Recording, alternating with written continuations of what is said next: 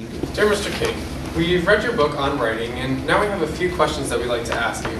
First of all, can writers really not move up in categories? When you begin discussing the process of learning to write, you categorize types of writers into a pyramid system. You say the bottom of the pyramid contains the bad writers, followed by the competent writers, really good writers, and geniuses. You said that if you're a bad writer, no one can help you become a good one, or even a competent one. And if you're a good writer and want to be great, forget about it.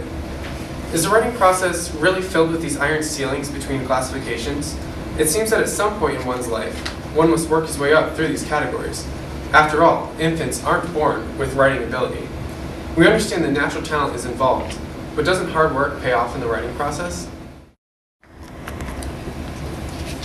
Mr. King, are dialogue adverbs really all that bad? In the toolbox section of your book, you write that the best form of dialogue attribution is said. Many of us have been taught that it is better to use a strong verb choice than use the word said repeatedly.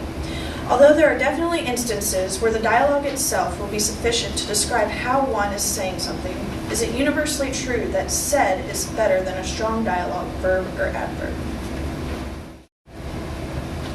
Dear Mr. King, reading is important to writing, but what about movie watching? You say that the great commandment of writing is to read a lot, write a lot. Certainly, reading improves one's writing by expanding vocabulary, improving writing style, and generating familiarity with text. But movie watching seems to be an important element in your writing.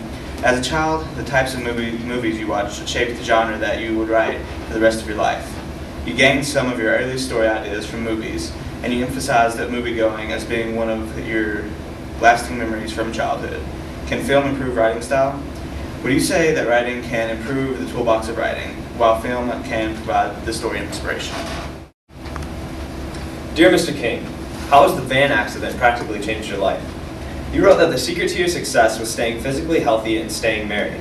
Would you change that answer after your van accident? Physical health has not always been your strong point, as you admit in your book. You openly admit to drug and alcohol addictions, which were detrimental to your health. You obviously were not physically healthy even after your van accident, yet your books remain wildly successful. Is physical health really a defining characteristic of success? Also, have your values changed after that van accident?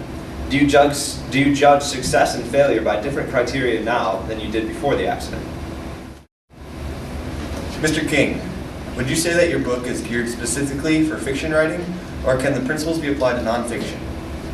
Most of the elements in your book seem geared mainly towards fiction. For instance, character-driven plots, dialogue, and story inspiration. But what elements of your books should be brought into the nonfiction world? If you could pick out several keys that could be applied to all writing styles, what would they be?